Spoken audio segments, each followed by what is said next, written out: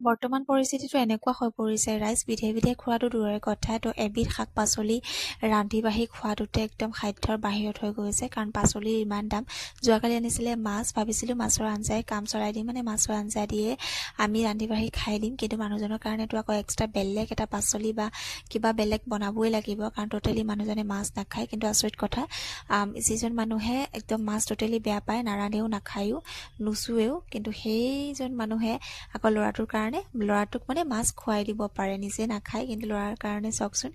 কি কৰিব পাৰে নহয়নে মাক দেউতাকবিলাকে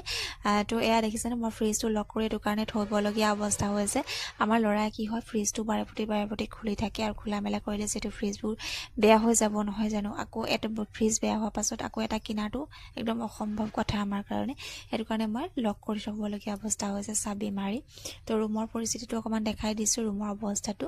এয়া আমাৰ ল'ৰা মানে বাহিৰত যায় মানে গাড়ীখন চলাইহি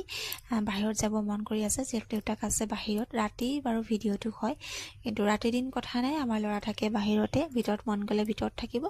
আৰু বাহিৰত মন গ'লে বাহিৰত যাব আৰু এইফালে মই মাছৰ আঞ্জা বনাইছিলোঁ প্ৰথমবাৰৰ কাৰণে বনাইছিলোঁ বেঙেনা আৰু আলু দি কিন্তু বহুত ধুনীয়া সোৱাদ হৈছিলে দেই মাছৰ আঞ্জা মানে মাছকণ ভাল আছিলে তো মাছৰ আঞ্জাও বহুত ধুনীয়া হৈছিলে আৰু মানুহজনৰ কাৰণে বনাইছিলোঁ ৰঙালাও মানুহজনে ৰঙালাও খাই বহুত বেছি ভাল পায় আৰু এয়া মোৰ কাৰণে ফ্ৰাই মাছ যিহেতু মই ফ্ৰাই মাছ খাওঁ আৰু বাকী ভিডিঅ'টো মই ইমানেই আছিলে অকণমান ভিডিঅ' সাঁচি ৰাখিছিলোঁ যোৱাকালি ভিডিঅ' হ'ব আৰু ল'ৰাক মই মোবাইল চাবলৈ দিওঁ মাজে মাজে খেলেও আৰু বাৰু আজিলৈ আহিছোঁ বাই।